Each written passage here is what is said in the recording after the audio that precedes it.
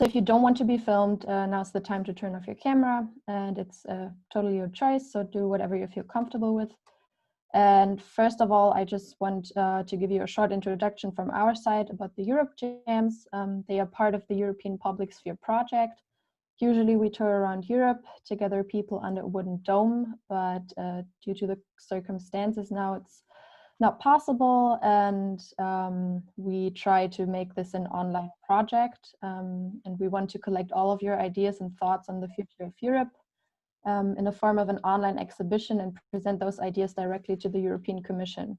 And I just wanted to add that this project is funded by the Alfred Töpfer Stiftung. Our topic today is building blocks for European integration, and since the Youth Conference on the Future of Europe is still in the making, I'm pretty excited for our discussion today and all of your ideas. And now I'm giving the word over to my colleague Josie.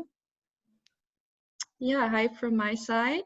So to make sure that everyone can speak and discuss their ideas, under the participants button, you can raise your hand virtually. So if you have a comment, just click on it and raise your hand, but please wait with your comment till the last person to speak has finished.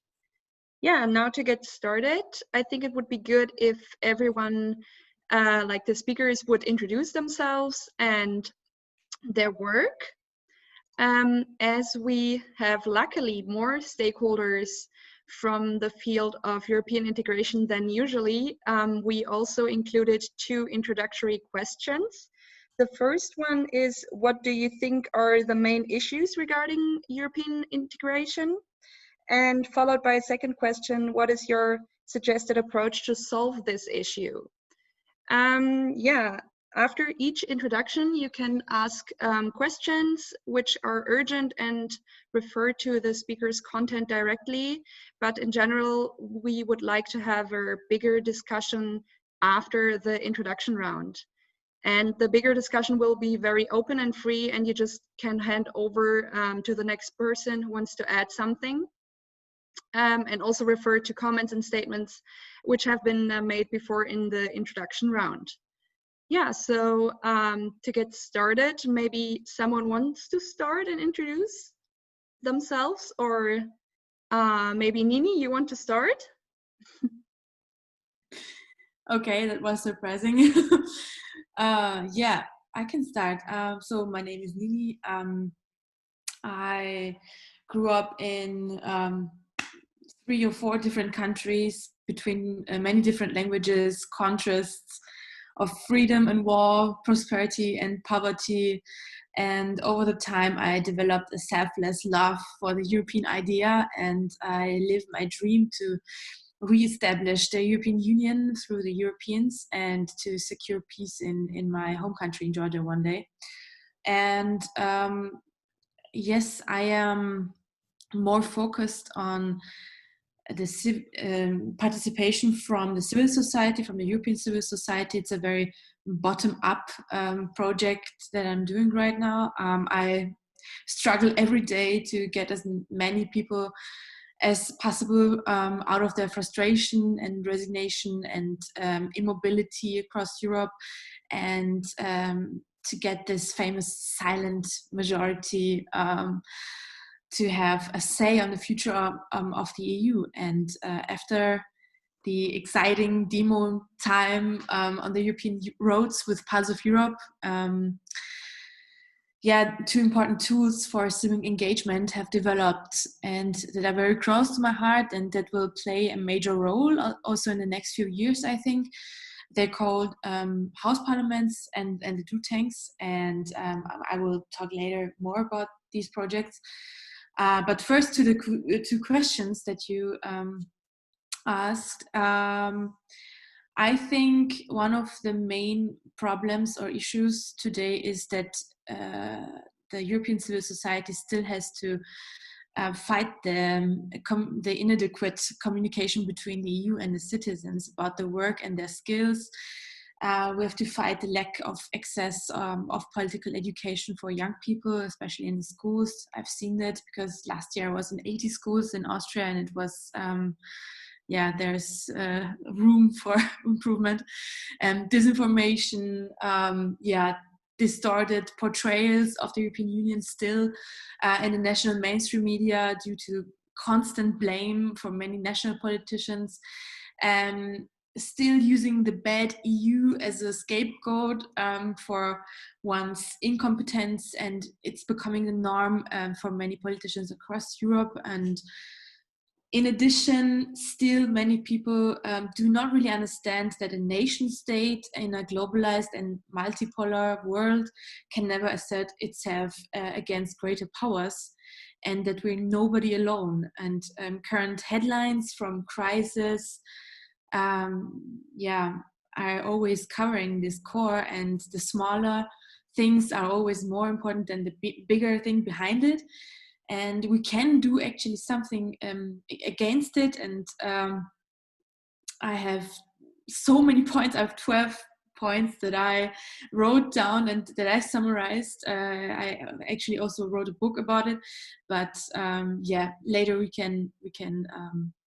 Thank you. You will have time to totally get the point to us. Yes, for sure. Thank you for that.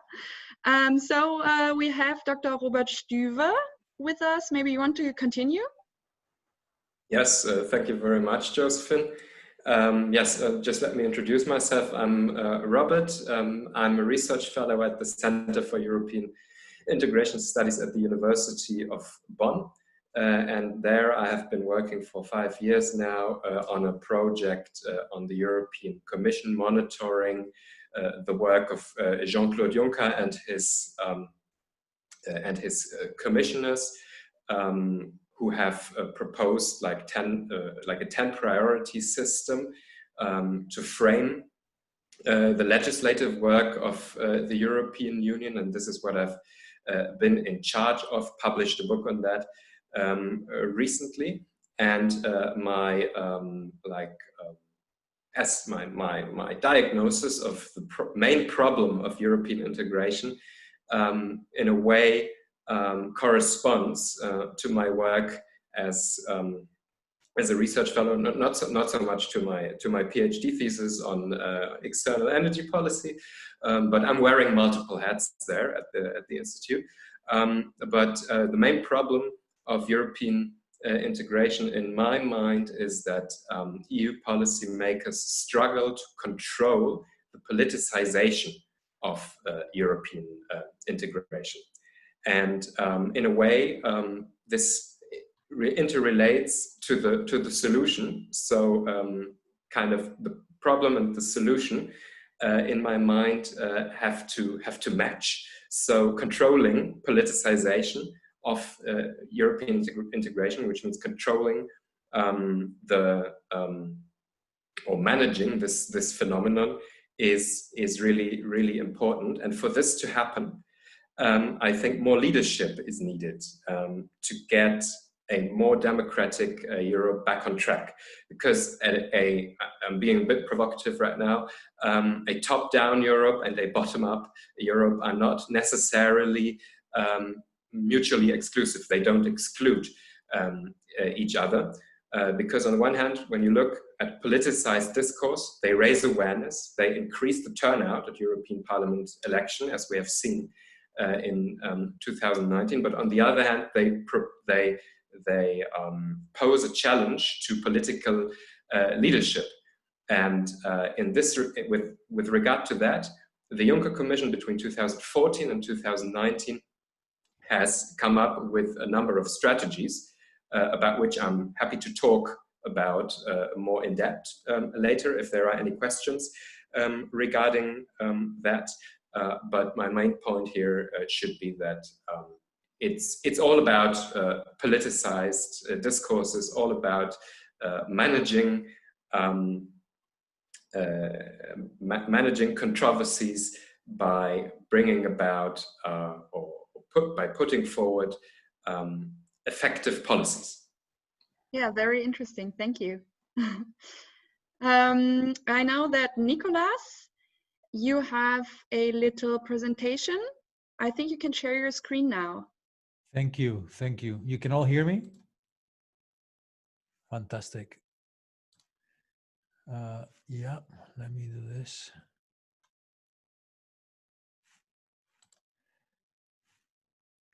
Let me know if you can see my screen. Are you all able to see the screen? Yes. Perfect. So, hi everybody. I'm Nicolas de Santis. I'm the founder of Brand EU, which is the European Union Brand Center. Basically, we have been looking at the brand of Europe for about 20 years. I do believe that the biggest issue Europe has, its identity. It has a bad identity, a very big issue of identity. I would call it an identity crisis. We saw this very clearly when the Brexit referendum appeared, which we tried to fight as hard as we could.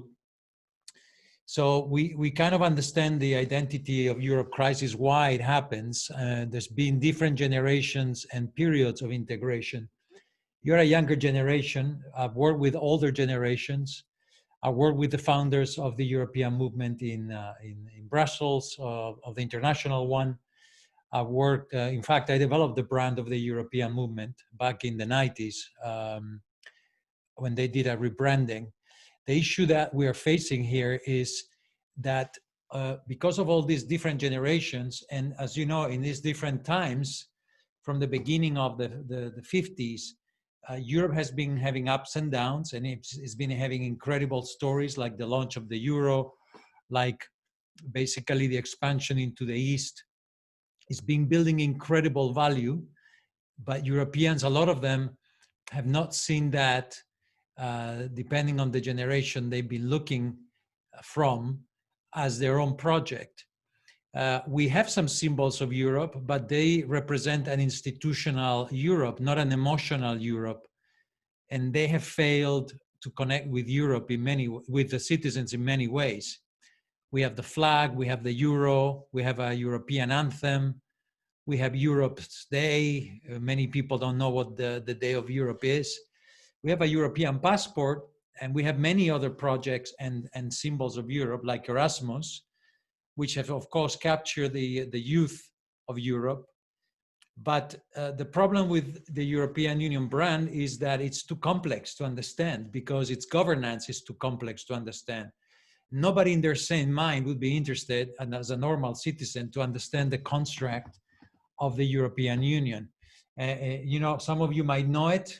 Those of you who know how the European Union is constructed, they will understand how difficult it is to get somebody excited about it.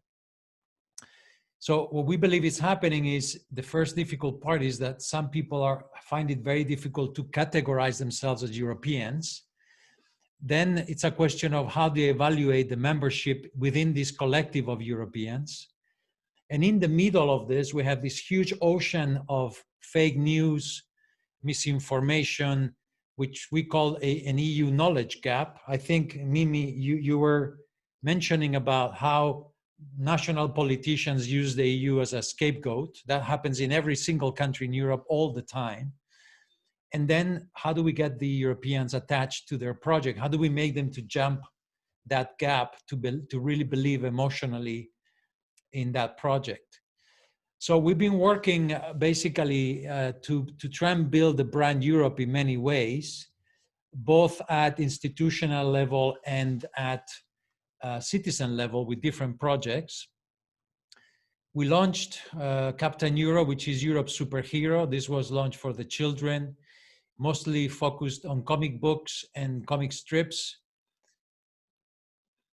We also launched for the youth a European streetwear brand called 12 Stars. This is something we launched last year. And basically, now the coverage we get is tremendous, both on media and TV and press, about our activities. We were kind of the first ones to say that, yeah, there is a problem of brand of Europe. And we know that the Commission has tried during decades to fix it, but they don't know how to do it. Whatever they try does not work. And so we took that responsibility as an independent think tank to develop that. We learned a lot during the EU referendum in the UK and Brexit. We managed to get some things through Parliament as well, which were kind of important to make sure that the Parliament knew that all the foreigners, EU foreigners that were living in UK, were really angry at not being able to vote, especially people that had been here for, like myself, for 30 years. And to make sure also that the citizens of Britain knew that they were going to lose their citizenship once Brexit happened. So if any of you want to engage with us, we're very happy. We do research and publications, we do events, communication campaigns, and we do merchandising, as you saw with media with Captain Euro and 12 Stars. And that's kind of a quick introduction of what we do here at Brand EU. Thank you. Thank you very much. That was very visual and cool to see. I think you can unshare. Yeah, thank you. Thank you. Now, I don't know, someone wants to continue, or maybe Balint? Yes, thank you. I can continue. I was just clapping with my hands, so that was applause. Yeah, it was really cool. I would lean on the introduction of Nicolas, because my answer is that Europe doesn't have a vision. Like, Europe doesn't know where it wants to go. So this identity crisis is also one way to put it. I definitely agree.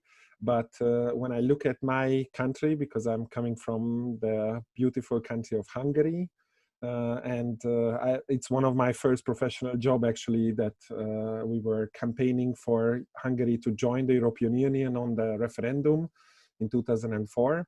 And I'm a big fan of Europe. I've been to most European countries and worked for foreign companies in Netherlands and Germany. So I have a European identity in myself, I think. But what I see in Hungary, that European vision, some sort of community, is not really working anymore in many countries. Actually, in Hungary, being part of the European Union is very popular. Like 60–70% of the people want to be part of Europe. But if you ask them what is it, they don't really know. So it's not just the institutions, but also the values, the ideas that founded this community are not clear, and not just in Hungary, but I think in many European countries. But we also don't know where Europe wants to go. And my problem, and this is the question or the solution that I have, is that we should maybe one day decide this. Because otherwise, what we see with the compromises when it comes to funding, for example, or what is the rule of law, or is there a place for migrants in this continent or not? These are questions that we have at least 25, 27, maybe 6, maybe 3, but always more than one answer. And like this cannot continue, or it's not going to be more serious than it is now. That's my answer. So yes, it might be harsh on some of the countries, meaning that maybe some countries will say, okay, I'm not interested in this. But one day we have to ask this question, where Europe goes, what is the direction, what is the vision for Europe? Because there is one vision which says that we have to be the United States of Europe, which is my vision. This is where I would like to go. Or there is another vision, which is like states divided in Europe, which is not really what will solve the problems that we have for youth employment, for climate crisis, for migration, for freedom of media. None of the answers we have will be coherent, because there is nothing to be coherent with. So it will be always one step right, one step left, one step forward, 2 backwards, and never going anywhere. Yeah, thank you. Thank you, Balint, for that. I think I missed Uta. You raised your hand. Do you want to continue? Sure, I'm happy to come in. Thank you all for your presentations, of course, which I listened with great pleasure.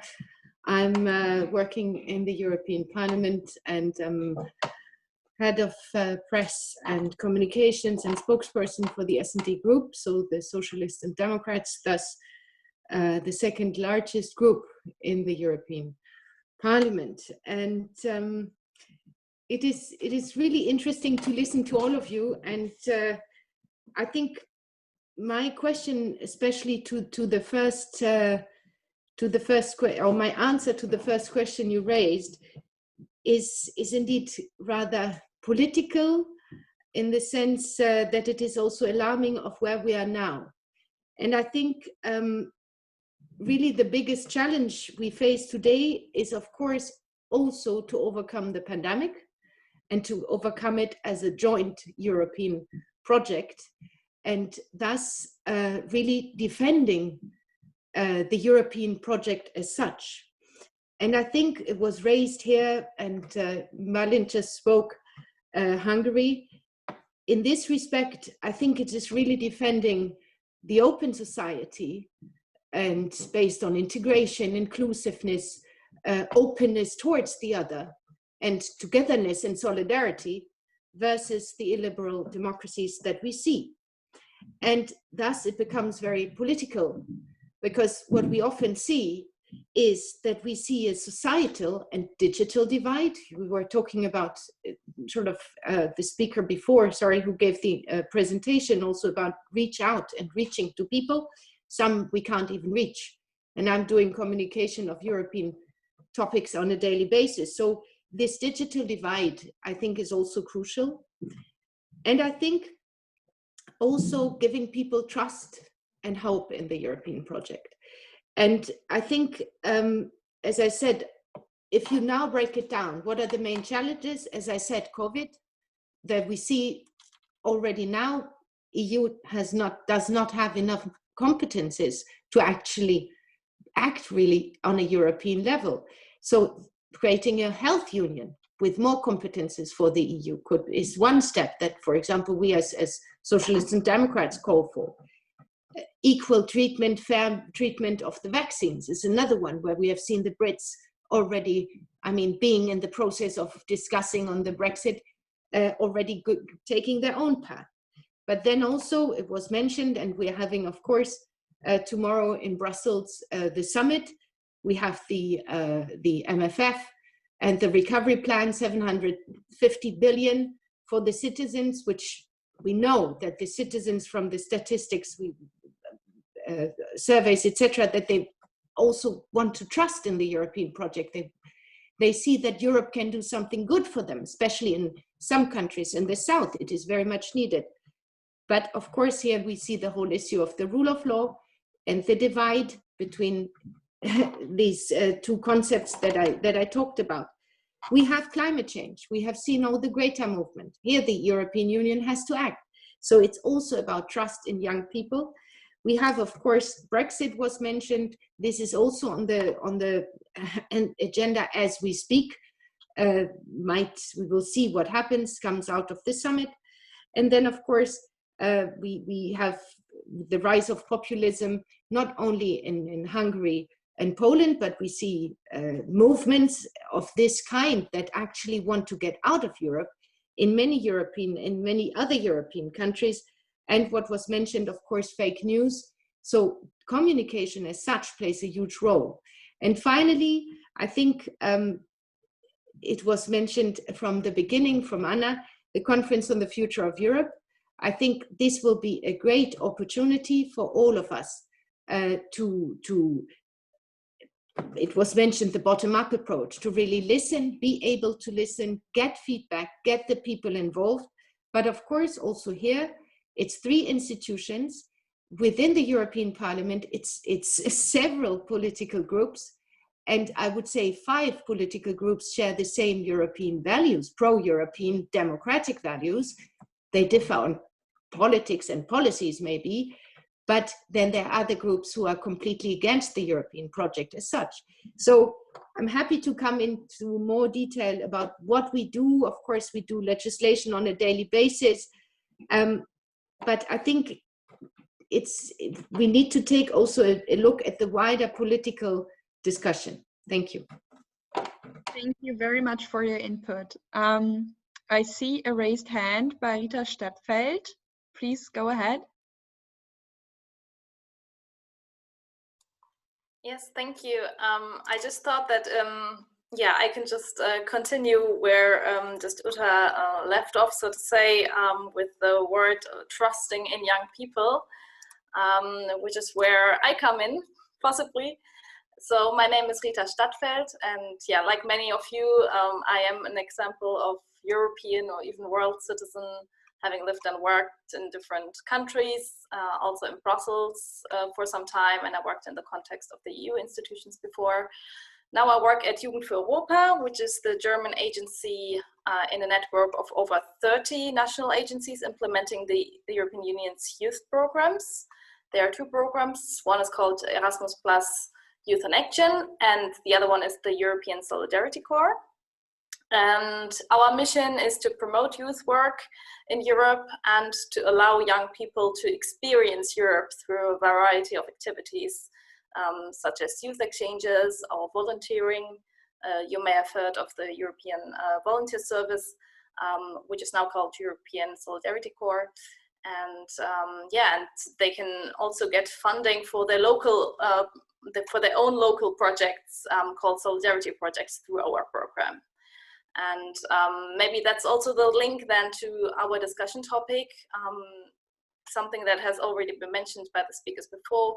One of the main issues regarding European integration is that people in general, and youngsters especially, often feel far away, far removed from Europe, and don't see the benefits of a stronger European integration. But we also see that personally getting to know other cultures and languages and exchanging and being with people of various backgrounds is a powerful experience. And the EU youth programs offer this experience to young people. And this experience can open eyes to our shared European values, which have been mentioned before: diversity, democracy, solidarity. And our research also shows that like being abroad, getting to know other cultures, and taking part in these sort of activities is very strongly linked to being more interested in Europe, taking part in European elections, like the voting outcome can be positively affected by this, and also becoming active citizens after joining these kind of activities. And I guess also our round here shows this from the speakers that I heard so far. I mean, many of you have been abroad and got interested in European topics that way. So that's, yeah, it's a great example of this research. And there's a variety of activities funded with the EU youth programs, so that there's really something for everyone, because we also know that not all young people are prepared or able to go abroad for a longer period to volunteer, for example. So with the format of solidarity projects, they can get EU funding for their own project ideas and implement them locally at home with a group of friends. And yeah, because there are so many issues with a European dimension that can also be tackled locally, like I don't know, urban gardening initiative as a step to a more ecological lifestyle, or opening a language cafe for refugees, just to give some example what these solidarity projects could be. Yeah, and I'm happy to talk more about our funding, about the format, the program, and also happy to take your questions. Thank you. Thank you for your input.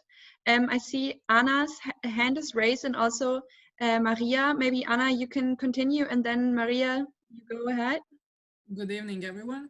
My name is Anna Saphic, and I got interested in this topic while I was an exchange student in Krakow. Currently, I'm a project coordinator in European Movement in Montenegro.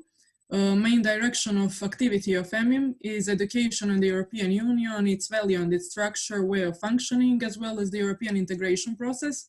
The organization deals with education of citizens of different target groups, but they're particularly the education of employees in state institutions and local governments.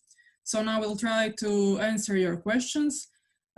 As you all know, Montenegro is an undisputable leader in the Balkan region regarding EU integration process, and I can tell that Britain's exit from the EU in Montenegro is perceived as a hint and the cause of the upcoming difficult days for the European process, but also the EU itself, whose enlargement policy is losing its former glory. So enlargement will certainly lose its luster in the next few years because the EU really needs to focus on internal consolidation. I think that the accession process itself, this turbulence and the chain of events that follows will not be affected at first, but certainly the image of the EU will be disturbed. Some of the main challenges now, besides pandemic, I think, are the refugee crisis and the rise of terrorism in Europe, and they have led to the strengthening of populist and nationalist parties, which see the solution only in the nationalist state. In the problems of migration, some important decisions should be made, which would strengthen the external borders and show that the EU is effective. So it's time for the EU members to move beyond nationalist instincts and to take action to show unity. So not only in fighting the pandemic, but also in navigating out the coming economic and social crisis. And institutionally, it also means member states must show courage to equip the EU with more powers in coordinating and organizing responses to cross-border crises. The fundamental problem also when we talk about enlargement policy, I think, is that there is no longer a consensus on that issue in the EU, even on some basic methodological issues. Personally, I'm skeptical that the new methodology will take EU on a new path because the problem is not in the methodology, but it's in political will. So time is a big factor.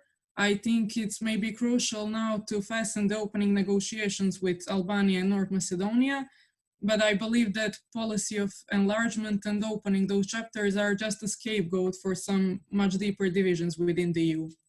So that's all from me now, and I hope I could stay till the end of the discussion. And thank you for having me. Thank you. So I guess I'm next, right, Josephine? Good evening, everybody. I'm really happy to be in a Europe Jam session. You know, everybody in his or her own tune, speaking about how they perceive Europe, what sort of solutions we can bring for Europe. I don't come with the silver bullet, but I come with a couple of ideas. So my name is Freitas. I'm FEPS Senior Policy Advisor, FEPS standing for Foundation for European Progressive Studies. And actually we work very closely with Uta and her team in the S&D group. Why? Because we are the think tank of the S&D group. So we are the ones generating the ideas for the progressive movement in Europe.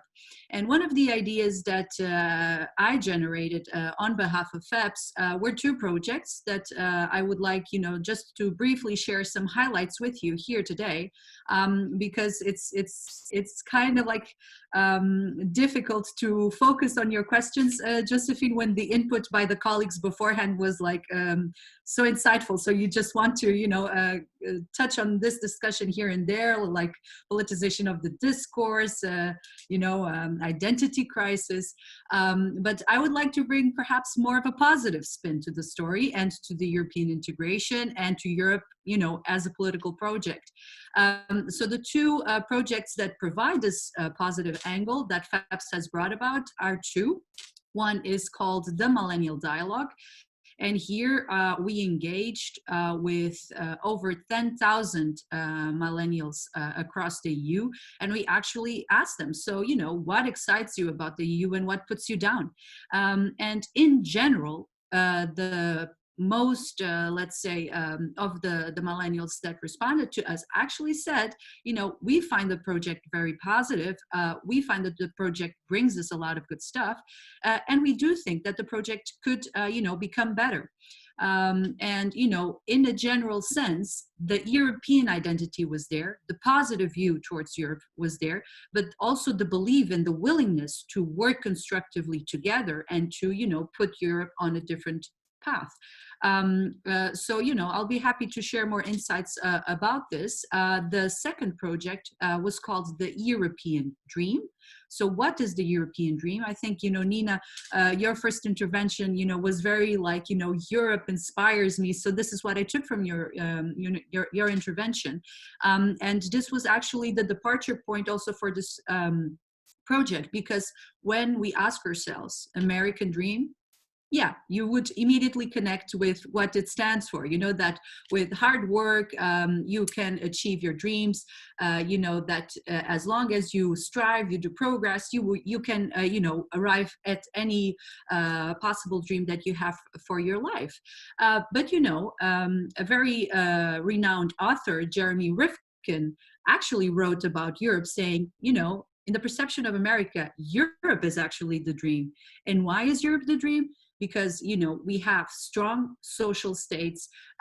We are the ones putting up standards for, you know, consumers, for, you know, climate justice, just to give a few examples. So, you know, I do agree with the previous interventions in the sense that, yes, Europe's construction was marked with several cyclical crises, but these cyclical crises have also pushed the project forward to advance. And, you know, when we look at the next generation EU budget and the amount of resources that would put in and the amount of political will that was also put in there, I think it's still very, very positive insight. And, you know, when we also look at the recent initiatives, of course, Uta mentioned it's the health union, but also the appointment of, you know, Frans Timmermans as the executive vice president for the Green Deal. So the priority of Europe is to tackle climate change. And what have we seen recently in pre-pandemic times? All of the incredible mobilizations by young people conveying that this is important for them. So I just think, you know, that the relay of the message kind of like needs to be made in a faster way. So the perception that, you know, the political responses, and, you know, in a 24/7 news cycle just come, let's say, more quickly, you know, to the wider citizenship. But, you know, what I would like to inject perhaps in today's discussion, and hopefully with the help of you all, you know, is what gather us here, you know, in, you know, difficult circumstances, but it's all the willingness to work, you know, for a better, stronger, more solidaristic Europe, isn't it? So yeah, so this is for me for the moment, and thank you. I look forward to the discussions. Thank you very much. We have two speakers left, David and Adnan. I don't know if someone wants to go first. David? Okay, I will go. Good evening, everyone. It's David from Georgia.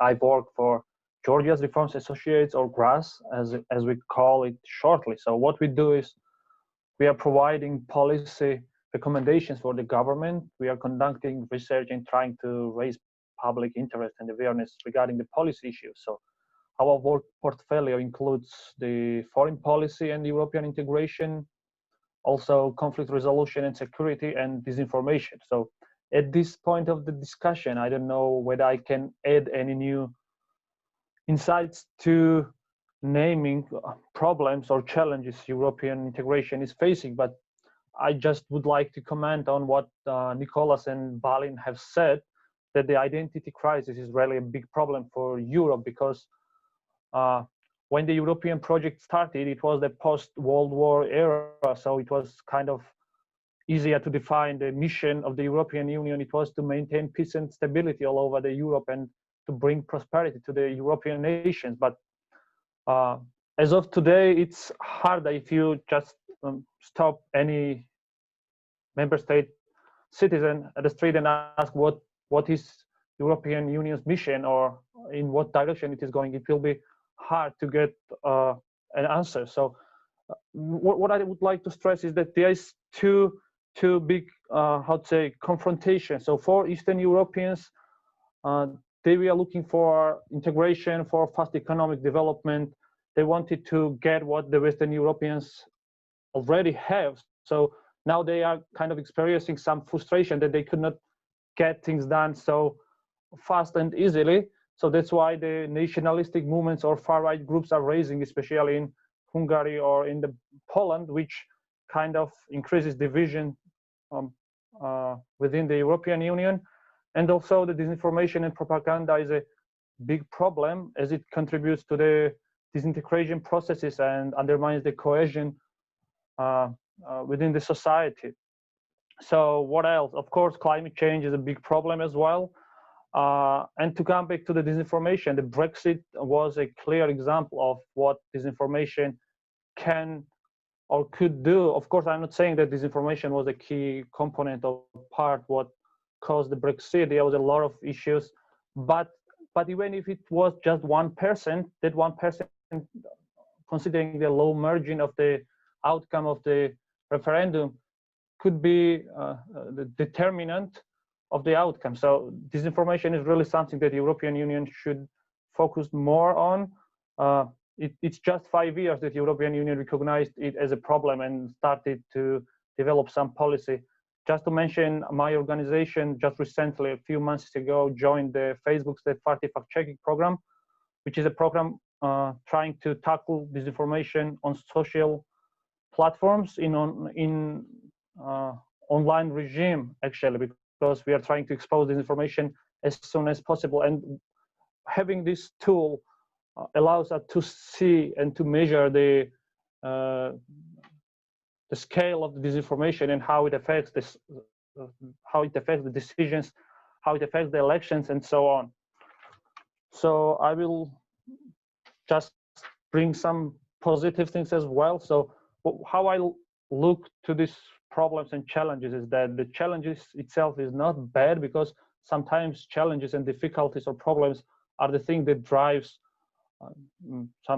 drives integration processes or development. So at first we have to define what the problems really are, and if we can communicate with the people and if we can try to let them know what the real problems are, then we can somehow push the changes and strengthen the integration processes. So what I just wanted to say, that the problems is not bad in its essence. So if we can change problems into the into development and integration. So I would happy to hear from others as well and to contribute to further discussion. Thank you. Thank you. Thank you for that. Okay, so we come to our last speaker. Adnan, are you ready? Yes, definitely. Good evening, everyone from Berlin. Thank you for inviting me and having me here in this wonderful group. It's really amazing to hear from all the different sides of what's being done, and a lot of things that I actually personally was not familiar with. So I will definitely leave this meeting with more concrete information and concrete ideas. I work as a policy analyst for a think tank that is Berlin based, but has offices in Vienna, Brussels, Istanbul, and a couple of researchers in particular in the Western Balkans and Spain and Italy. It's called European Stability Initiative, and it has in total 10 to 15 people working on a very concrete ideas for policy proposals. Basically what we believe, or what we stand for, is that think tanks like ours, which have 10 to 15 people, are it is impossible for us to change public opinions, to move public opinions, or convince public opinions. What we need to do is to convince politicians and policymakers to take over ideas and policy proposals and make the work of convincing democratic majorities across the continent for the things.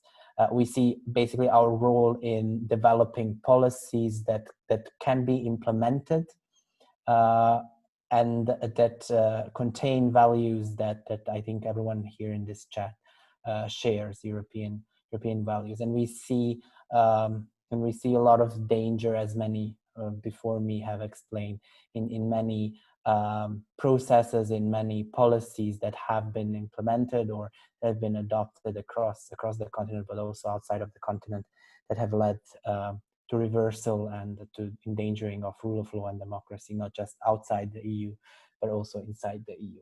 And we kind of pride ourselves by the fact that we have developed an early warning system for different negative trends that happen. So ESI was among the first one to detect the situation in Hungary very clearly and very directly on what was happening.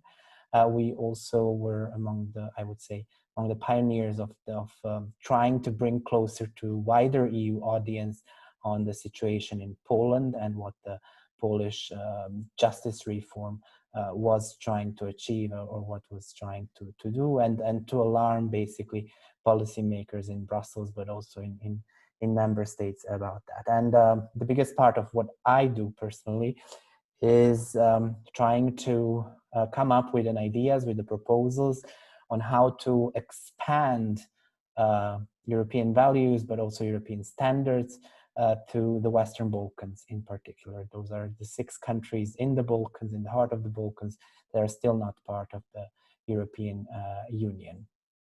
And the fact that the EU enlargement policy has gone very low on the policy priorities among politicians in Brussels and in the member states, that has been seen increasingly negatively from population, from voters, is a particular, in that sense, particular, let's say, challenge for a think tank like mine to try to come up with an ideas that can reconcile a bit of a prejudice, bit of opportunities and possibilities. So yes, I'm happy to answer to all the possible questions or to the discussions. But I think if there would be one point from my side and from ESI's work, it would be that the role of think tanks like mine, the role of people looking at what the politicians are doing,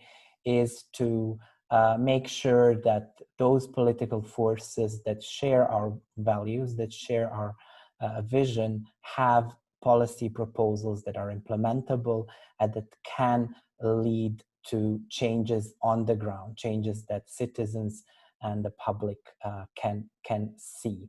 And that is not easy. It requires quite a lot of research. It requires quite a lot of understanding of how institutions work, quite a lot of mostly boring part for general audience of who's in charge for what, how many people are there doing certain things, and coming up with an ideas of how all that can be improved to deliver better results. Because I think that while it is important to have both visual and let's say a narrative level to have the EU and European dream present, it is as important, if not even more important, to have policies that once implemented can deliver results that can be then accepted by majorities in countries concerned. So that would be from my side. I'm happy for a discussion. Yes, thank you very much. Thank you very much to all of you for your input. And before we start off with the discussion, I just wanted to quickly ask those who couldn't say anything until now, if you also want to answer the questions or you do want to add something. So Julia, Anna, or Alexander, do you want to share your opinion with that? Sure. Hi guys, do you hear me? Yes. Hi. So thank you everybody for inviting me here, for inviting my association here. I'm speaking on behalf of Mondo Internazionale, which is an Italian NGO that works with youth. Our main goal is to enhance the potential of youth in Italy and abroad. So we have over 180 members in Italy and abroad, and we carry out several activities related to formation, information, research, also think tank kind of activities, so research reports. So all of this discussion is very, very insightful for the activities that we carry ahead as an association, absolutely, because of course we are Italians, we are Europeans, so sharing insights and having this kind of debate where of course we can improve our ideas and change our points of view, and being embraced by several perspectives and ideas, as I said, is truly the thing that makes us grow and that makes us improve ourselves, our point of view, and eventually the way we shape our societies with our work and everything else. I think everything you introduced was highly interested, and maybe I have a question if any of you want to answer, whoever, and it regards European integration during the pandemic. Let's just say that I'm from Italy, and Italy is renowned to be a country where we have been seeing rise in populism, in skepticism toward the union, which is something that usually regards older people, not younger people, but still it's a problem that has been affecting politics. As you have been highlighting, it happened in every country in Europe, and it's interesting to see how has this changed during this pandemic, because on one end, we've seen a kind of, let's say, fast in some way and effective response from the European Union when it comes to the several aids that have been embraced and shared during the crisis, from of course the Next Generation EU to the helps of the European Central Bank to the Sure Fund and everything else, all about. But on the other side, we can also see how a very important project, which has been very important for youth throughout the years to embrace their own identity as European and embrace the whole project, which is Erasmus, has basically been stopped because many young students and people that were about to leave for their Erasmus exchange were not able to do so because of the limitations, of course. So for any of you that will want to answer this, what do you think is the major point, the main aspect that has been affecting European integration during the pandemic? And I thank you again for your presence and for your contributions.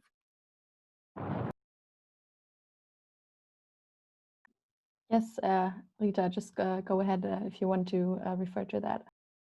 Yeah, I mean, as you already mentioned, the Erasmus program, I believe that you're probably referring to the university program of Erasmus, but of course, as I'm working for Jugend für Europa, we are dealing with a youth program as well, and we did have a lot of young people who were stuck in their host countries, who had just started their volunteering activities, a lot of Europeans who came to Germany to work in all kind of social or environmental projects and wanted to do good there for a year or so, and they couldn't sometimes access the projects. But I mean, we're still doing the research at the moment. We don't have final results on this, but what we could see so far was a huge surge of solidarity among these youngsters, and they really did a lot of local help.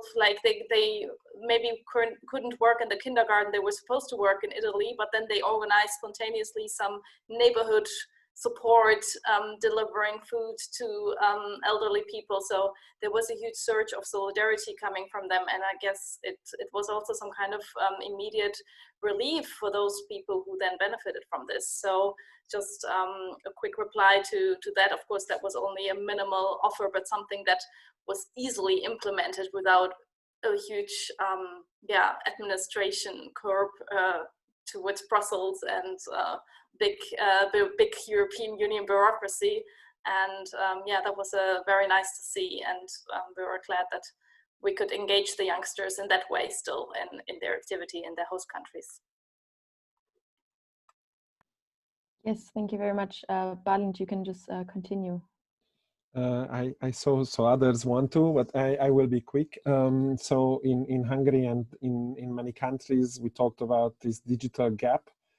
So we have a lot of communities and many of them also part of the Roma community, where there is no access to internet, and many of them live in one room type of flats where actually 3-4 kids and the parents and the grandparents also share one atmosphere, where this type of Zoom meeting what we have is not working. And I didn't really see monitoring of this on a national level. So actually the Hungarian government just simply didn't do too much about this. They qualified Hungary as dealing with this properly and every kid has education. But in the reality, this is not the case, which means that according to NGOs in the field, they say that every 6th kid fall out of education. But anyway, online education itself has a lot of criticism in cases where these type of solutions were implemented. For example, in Australia, studies say that this generation that had to endure online education will be not the same as what we had, like with offline education. So there will be a huge problem in the coming years that this year was gone for a lot of young people. And I don't really see any I mean, I know we are in the middle of the crisis, so it's difficult to think about the next step. But I think there should be more awareness on this issue, that there will be a lot of lost children through the pandemic that lose a year, basically, of education. Yes, thank you. Who else wanted to comment on the question or answer the question? Yeah.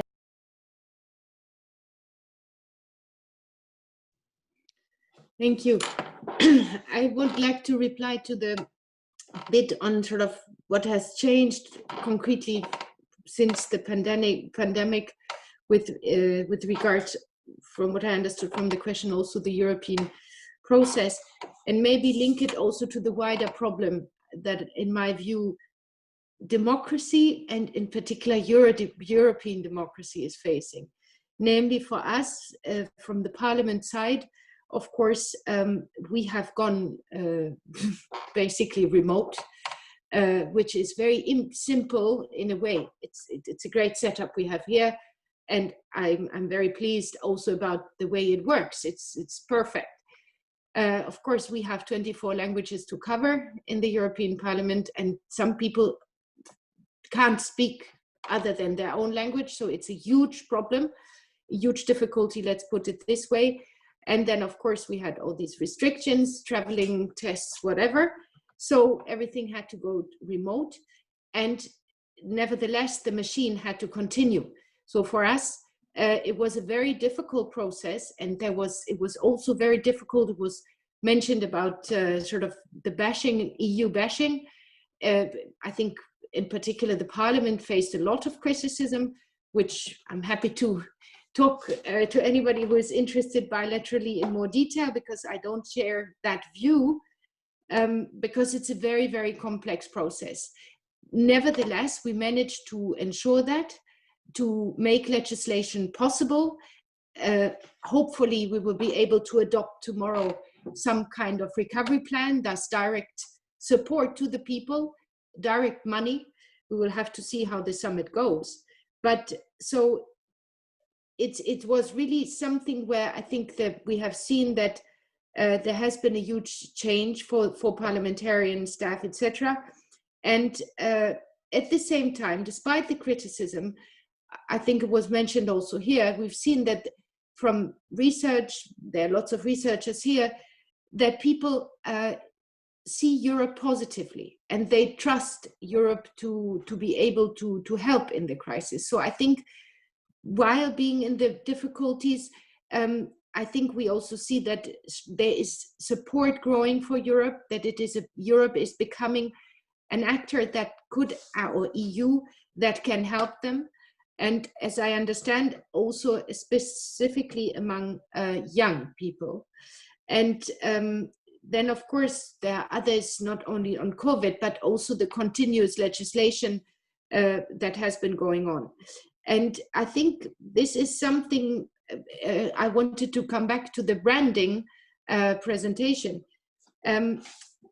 Here, maybe I would have a question, because as I said, I'm working in a house which has lots of different political groups, and within my own political group, there are different delegations, and within the different delegations, you sometimes have different views.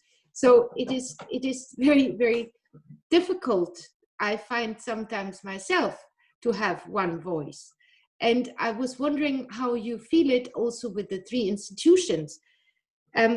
This wider complexity of European democracy, which I fully support, and as I said, I think it's also very much linked to political choices, to fight for equality, for solidarity, for leaving nobody behind, etc. But also to have this joint EU brand, I wanted to ask on that. Thank you. You want me to answer that? Well, I've been looking at the EU brand problem for 30 years. So there's many people that fear a strong brand identity of Europe, especially in places like the UK. I want to say one thing about Brexit. You cannot underestimate the damage Brexit has done to Europe. You know, it's been brutal here, brutal in every sense to understand the weaknesses of the EU. Now we must use this as an opportunity, because UK was also kind of a stopper of many things that the EU wanted to do. So although for me it's a tragedy that Britain has left the EU, we have to now use this as an opportunity. The brand of Europe, you know, I believe that, yes, a lot of people that say Erasmus is great, yes, it is great, but once they leave Erasmus and they got jobs and they're 35, they will have other priorities. I think we need to create a strong identity of Europe, because the stronger the identity, the more difficult and more clear the identity and the vision, because obviously the identity has to represent a vision, the more difficult it will be to attack it. I can tell you that if people don't have clarity on a concept, like, you know, the EU is very difficult to understand. It's extremely complex as a construct. Its history is complex. So it's difficult to try and get someone to, you know, in America, I can see it with people that, yes, they know what the 4th of July is, but if you ask them for Constitution Day, they haven't got a clue. You know, similarly, what I'm trying to say here is this. What I have learned from all this is that the biggest enemy of the EU is the EU itself. It's the institutions of Europe that don't get the message. They're too bureaucratic. They do not reform fast enough. We're going to have to go towards a federal Europe, like our friend, I think you were in Hungary, said, because in the end, unless we make the project easier to follow, easier to support, and easier to understand, the enemies of Europe will have the upper hand. If you think that Brexit has happened because some idiot here called Nigel Farage has used this, and he has used the institutions of Europe to have his voice heard, yes, that shows that Europe is a great democratic construct, but at the same time, it's showing its weaknesses. You know, during the referendum and 2 years before it, I went to the European Commission and I told them, we're going to lose this referendum. Nobody believed me. Nobody heard me. I went 3 times to say this to European Parliament and European Commission. We're going to lose the referendum. No, we're not. We lost the referendum big time. And by big time, I mean that we lost it with lies, because 90% of the message of the pro-Brexit campaign were fake news or realities mixed with lies. So you couldn't tell anymore what was real about the EU and what was fake. So to all of you in this call, what I say is that, yes, of course we love Europe. We're all pro-Europeans, but we have to understand that it's now the EU who we have to fear not doing enough to involve citizens of Europe to change its identity, to make it stronger. And unfortunately, I know that the EU and the Commission will do these great forums about the future of Europe, but they will fall on deaf ears, because whatever it comes out of these forums is never something practical that you can actually use.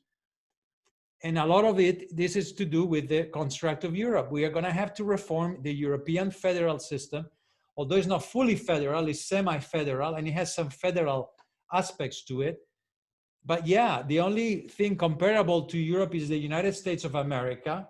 It's not completely copyable as a concept, but it's definitely where we need to go. Otherwise, we're all playing around. I mean, can you imagine that we're still discussing whether some Eastern European countries have to join? How many more countries do we need to lose to Russia before we understand that the faster we move into some things like this, the better it will be for all of us? So that's my answer is that identity to me, in the questions of this call, what is the biggest issue? I still believe identity. We have a weak identity. And although the millennials of Europe, they feel identified with Europe, they don't really understand it, because not even I understand it, and I'm a specialist.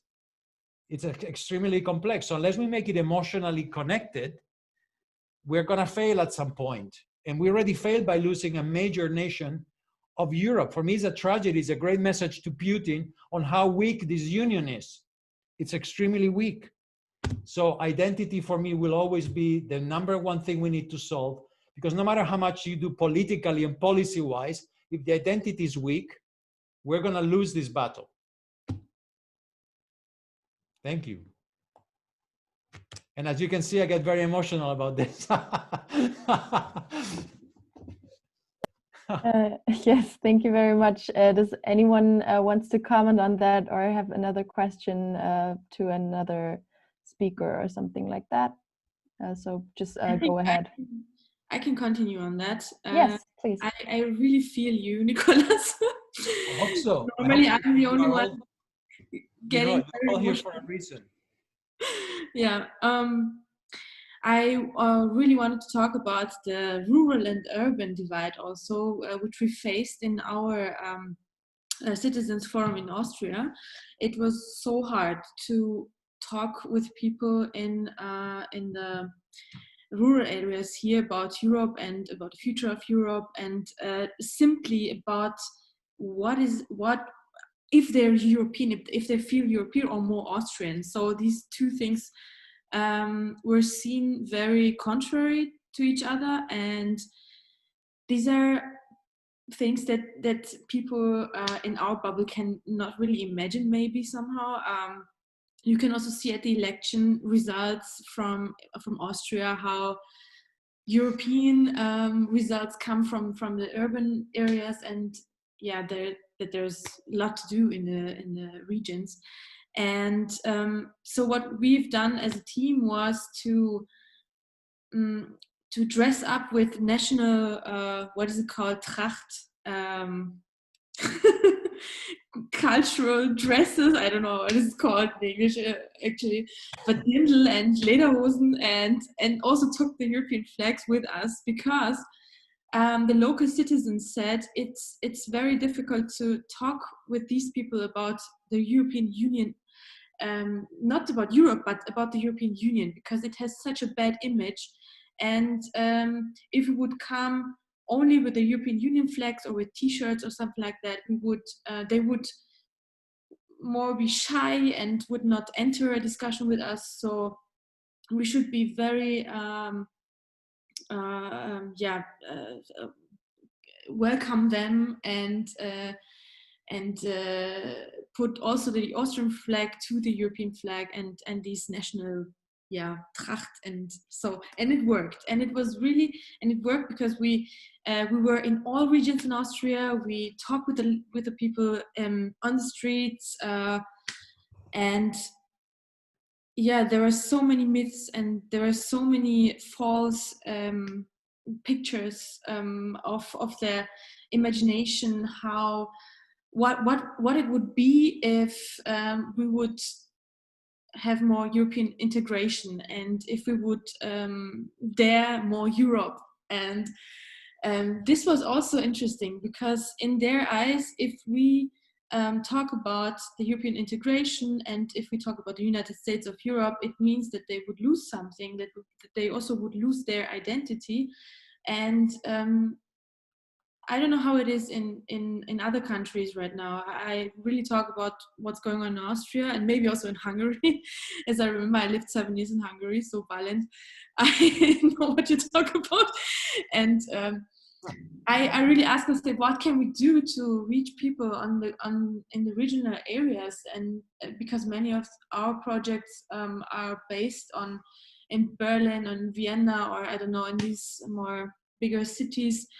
Also, parts of Europe is a city movement. So, yeah, and I really wanted to talk about the practical things I summed up somehow.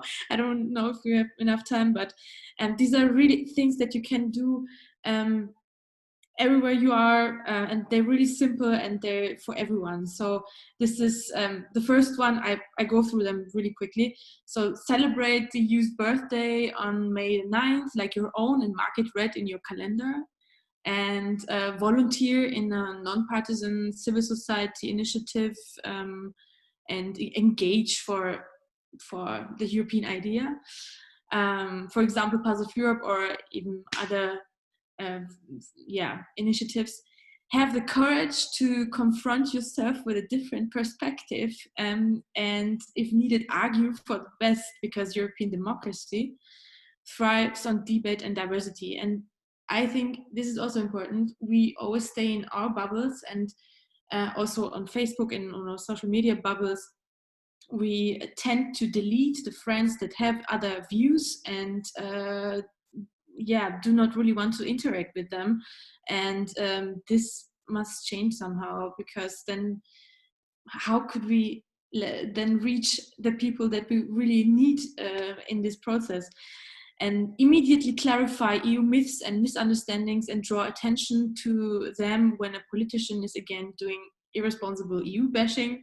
When it comes to xenophobia, homophobia, sexism, or racism, don't be silent, but speak your mind properly in both online and offline. We need a clear sign of solidarity for the people in other European countries, for example, in Belarus. A change in other European country concerns us just as much as a change in our own. And this is also something that many people don't really understand, especially, for example, in Styria. In certain elections or in referendums, we also decide for others and beyond our imaginary limits, and therefore bear great responsibility for one another, and let's strengthen each other. Also, get an EU flag if you don't already have one, or sew or your own in patchwork style. I'm currently knitting a long EU scarf in Bordeaux and an interested color start. But Nicolas, I'm really ashamed. I really didn't know about the 12 stars as a Europe activist, and this is very hard. And now I know where I get my Christmas gifts also from my friends.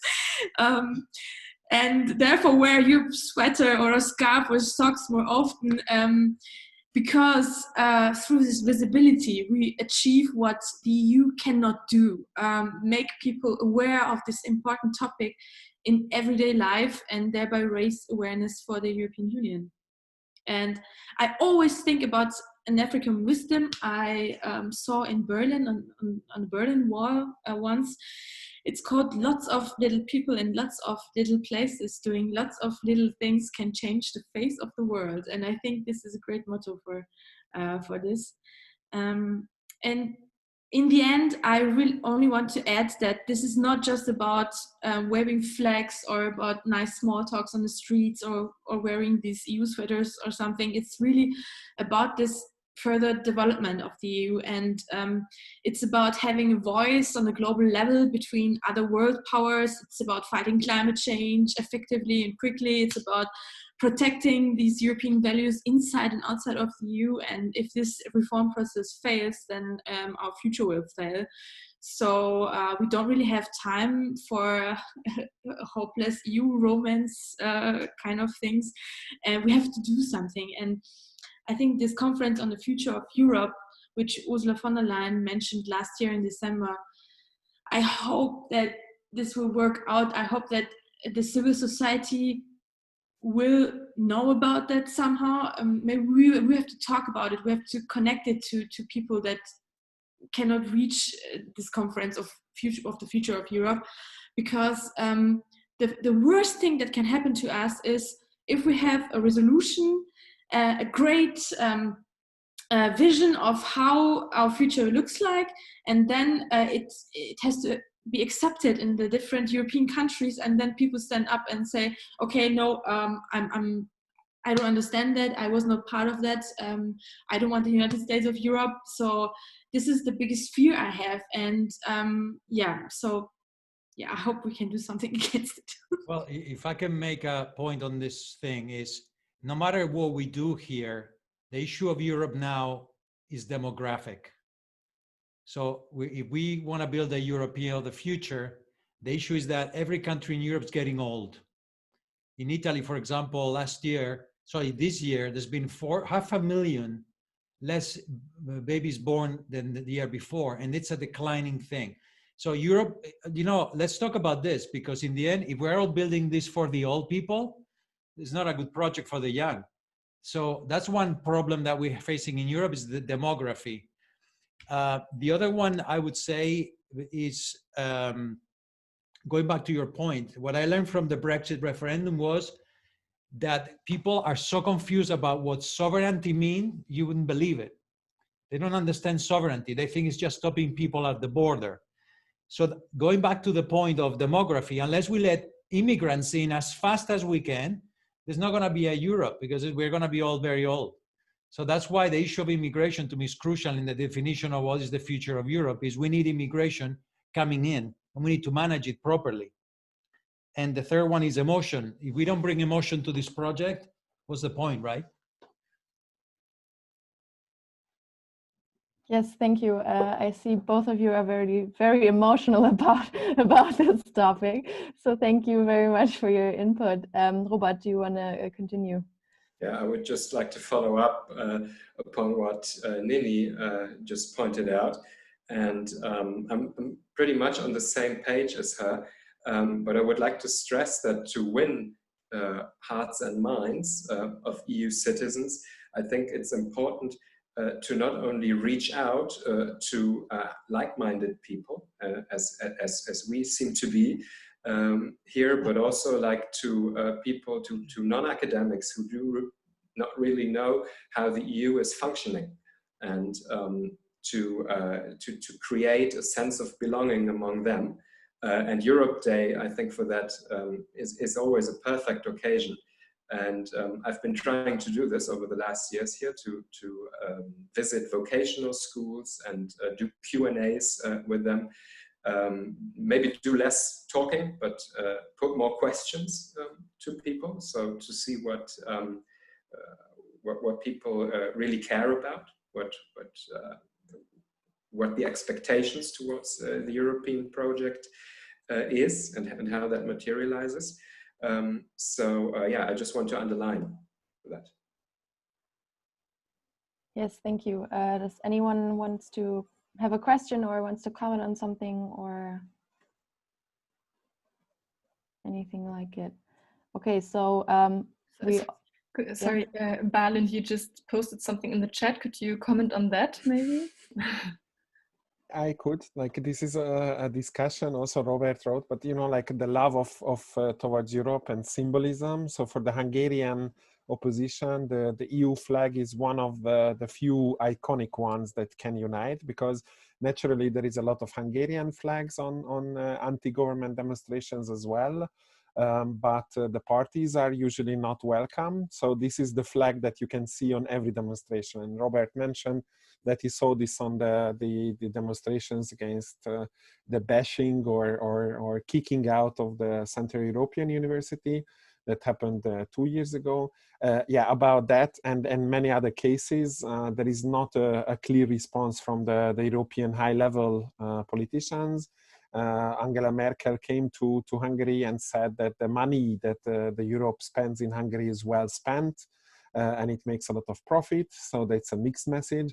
And the only exceptional one was Mr. Timmermans, who came really personally to Hungary to support during the EP elections and many other cases, and spoke out loudly. I mean, I'm not the biggest supporter of SED. I'm not like a paid servant for you, but that's just an exactly fact, that he was the only high-level politician who came, who challenged the Orban government and spoke up loudly about these issues, and led also one of the biggest fraction on the Article 7 against Hungary. So kudos for you in that sense. That's what it's just a fact. But because of this, in the opposition and in the public eye, this mutual love is not always there. So we love Europe, but Europe is seen also from the opposition side as kind of like a hopefully thing that can intervene and can kick out Orban from the government. And we were working like 10 years now that this rule of law and the connection of breaking the rule of law and the money should be somehow linked together.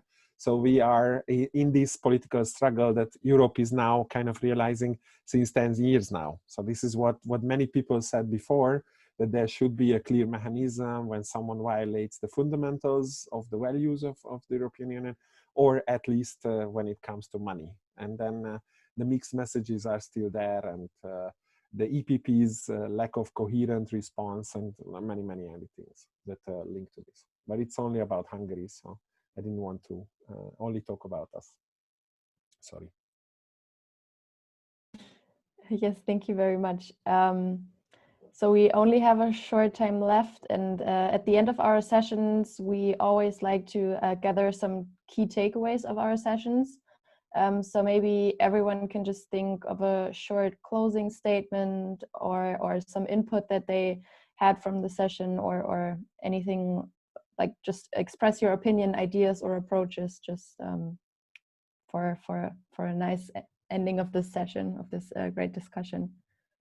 Maybe Adnan wants to start, because I know he has to leave soon. Yes, thank you very much. I think that maybe key takeaway from my side would be that there is a lot of discussions about whether we want federal Europe or we don't want federal Europe, who wants it, who doesn't want it. And I think that debate is necessary, obviously, but it's also a bit ideological in a sense. I think what we maybe need to do instead, or we need to approach instead in a way, is to make it clear why what happens in Poland or what happens in Hungary matters for the rest of the EU. In our work, that is something that came out quite often as an issue. So, for example, what's happening in Poland regarding the rule of law and the state of judiciary has an impact on rest of the Europe, not just in a sense of values, in a sense of a symbol, but also in a concrete sense. If you think about absence of rule of law, what it means for single market, what it means for the future of the standards and the system. So in that sense, it's not a discussion about federal Europe or no federal Europe. It's not a discussion about conspiracy theory, that or this.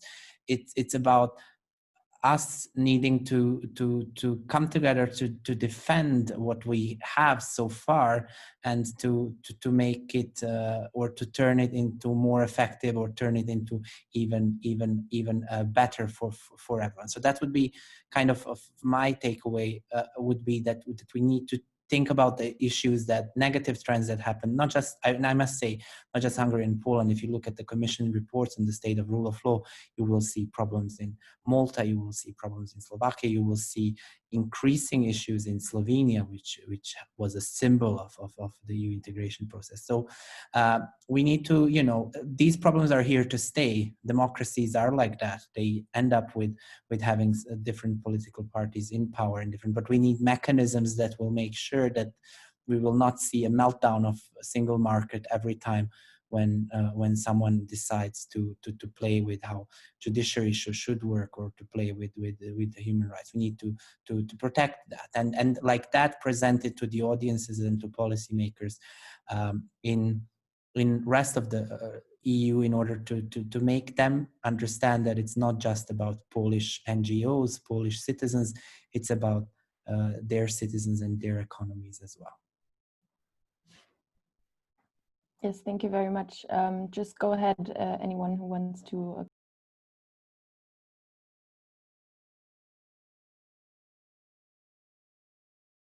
Hi, I just sent you all a small comic about the protecting the independence of Europe's judges and courts. So you can read it, you can read more, but exactly those points are the points that have to get through to citizens, that it's useless to talk about federal, non-federal, because nobody understands what that means. Even experts struggle to understand this thing. But what you just said about judges and independence is crucial. These are real products of the EU that are so valuable, that is the kind of thing that needs to be promoted. And yeah. Yes, thank you. Yes, Ota, please go ahead. Thanks a lot. I think it was a fabulous discussion. I've been a co-founder, maybe Tonini, of Pulse of Europe in Brussels. And I'm very, very pleased to have been back to such a passionate dialogue with all of you. I love it. I think this is, however, part of the problem. So my message to all of us in our various functions questions is really, let's get out of the bubble. Let's talk to as many people as we can. I think in whatever position that all of us are working in. And let's accept the fact, and this distinguishes us from the populists, the pro-European democratic ones, that democracy is complex, it's complicated, and in particular in Europe, it's multilingual and based on, by definition, compromise. And I think the key words for me are explain what is being done, even if it is complicated. Don't give up just because it is complicated. Listen, educate. Maybe it was also mentioned, let's look at the educational systems in the schools, what can be done to learn about Europe from an early start and about democracy. The other, vision, identity, emotion. The more we can, the symbols that were discussed is I think great, and also the Trachten and Dirndl is a great idea. It's fantastic to combine that with the flag. So I think another key word is, of course, social action, because the more we exclude people and leave people behind, the more they will feel excluded. The less they will understand the complexities, and the more they will feel that it is an elite project. And I think we need to get away from this vision of an elite project. And final word, I hope also in the various forms that the Conference on the Future of Europe will really be an open, inclusive, listening and feedback project with all of you, of course, but in particular with the citizens. Thanks. Thank you very much. David, do you want to continue? Or Robert, or anyone else? Okay, no problem. Yeah, I mean, much has been said already, I think. But I mean, as for the main takeaway when it comes to the problem analysis, I'm pretty much on the same page as Adnan. Rule of law is a make or break issue.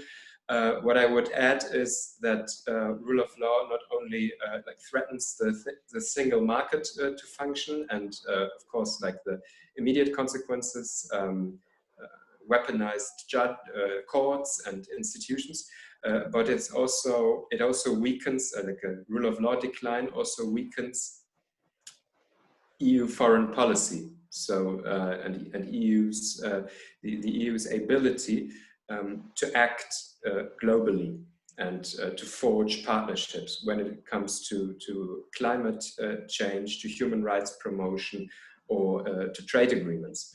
But I mean, this is what I would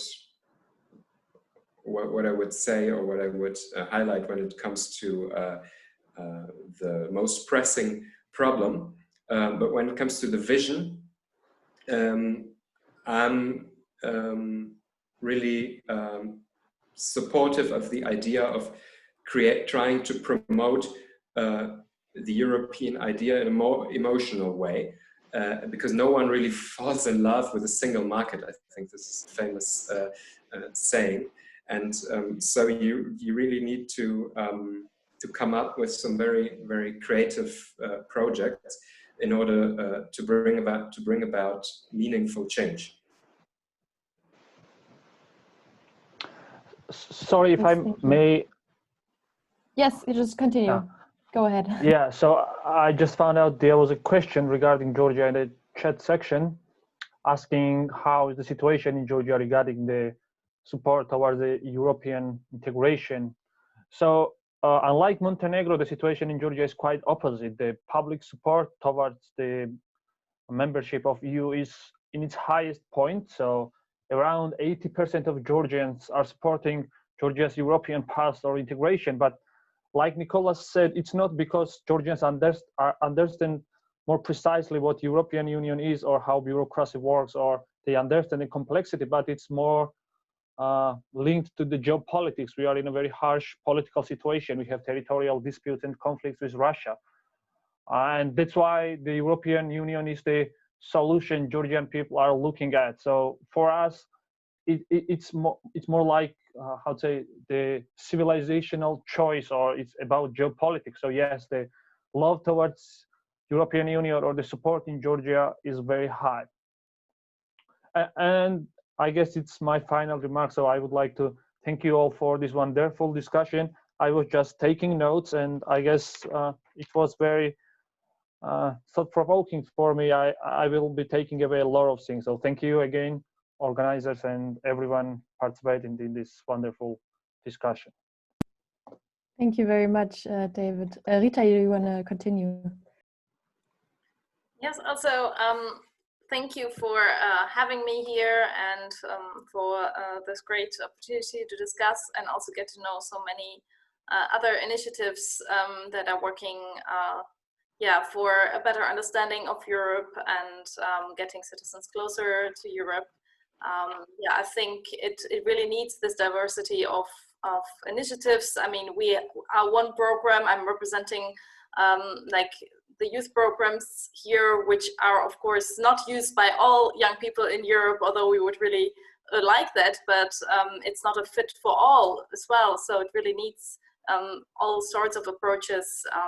And I was very intrigued by what Nini, you mentioned, the small towns, the rural areas. So this is something that we have on our to-do list for this next for the next 7 years in our program, to get more on the communal level, municipalities involve them more, get into town twinning initiatives to also involve these smaller towns, possibly in the program or in other EU programs, to get more people emotionally involved in the European idea.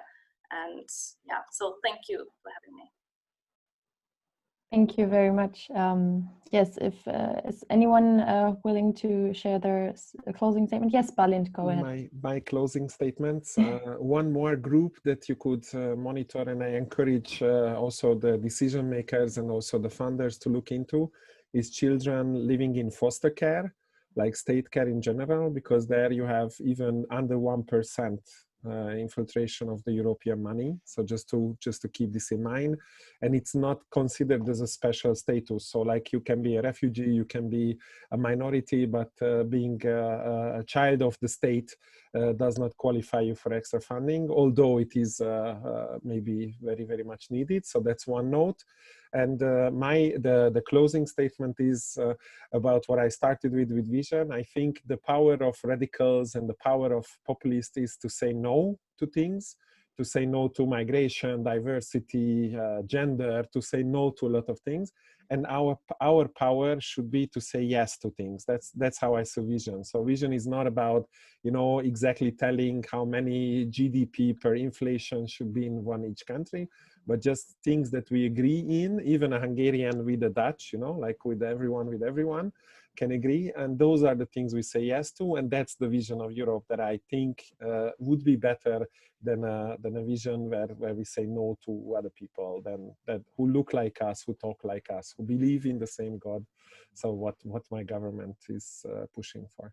So thank you very much for joining tonight, and I'm happy to answer any other questions in the future and cooperate with all of you. Thank you very much. As you all mentioned, you're willing to cooperate and network together. We can just make an email list that we can send around if you all agree, that you can connect. And that's if I can do a bit of advertising. Yes. If anyone wants to have Captain Euro comic books, let me know. We'll send them to you for free. And if you want to have a discount code for 12 stars, let me know, or let Josephine know, and we'll be happy to give you this stuff. Great, thank you very much. Anna and Alexander, you weren't able to say anything yet. Do you want to say something or give your key takeaways or something like that before we end this session? Hi everyone. Probably I didn't have the chance to present myself since I came a little bit late. I'm an activist of the Socialist Party of Albania, and I just saw this post online, and I just wanted to see the perspective and the views, how you guys see Europe, and it was a very nice and insightful event, so I was happy to join. And if anyone wants to share any perspectives on how Europe is perceived in Albania, I'm very open to share my points of view. So that's it. So thank you for the discussion tonight. It was very nice. Thank you. Thank you very much. Okay. If Alexander does not want to add anything else, I think we're at the end of our session. And yes, I would like to thank all of you for all your great ideas and thoughts on this topic and everything you shared, and for this fruitful discussion. It was very, very pleasing. And for everyone who would like to join again, next week we will have another Europe Jam, which unfortunately will be our last Europe Jam for this year, on December 15th, with a session about gender in Europe. And of course, you will be reminded again if you registered through or via our homepage. You will be reminded by email, and but still you're all invited to join if you'd like. And yes, thanks again for being here, and have a nice evening. And yes, thank you for making this possible. Thank you very much. Thank you. Bye bye. Bye bye. Bye bye. Bye bye. Thank you. Bye.